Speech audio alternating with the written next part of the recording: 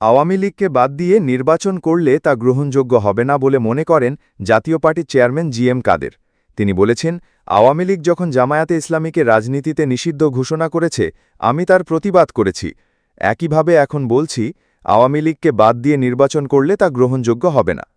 বুধবার ১৩ই আগস্ট বিকেলে দলটির কেন্দ্রীয় কার্যালয়ে ঢাকা জেলা শাখার মতবিনিময় সভায় এ মন্তব্য করেন জি.এম. কাদের।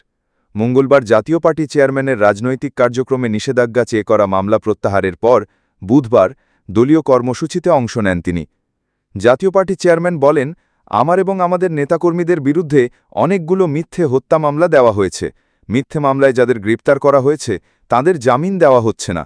তিনি বলেন, একজন দোষীকে শাস্তি দিতে ১০ জন নিরাপদ মানুষকে শাস্তি দিচ্ছে। বাড়িঘর ও অফিসে আগুন দিয়ে মামলা হামলা করে আমাদের দমিয়ে রাখতে পারবে না। আমরা বর্তমান সরকারের অপকর্মের বিরোধিতা করছি, ঝুঁকি নিয়ে জনগণের পক্ষে কথা বলছি। সরকারের জুলুম নির্যাতনের ভালে আমরা থেমে যাব না।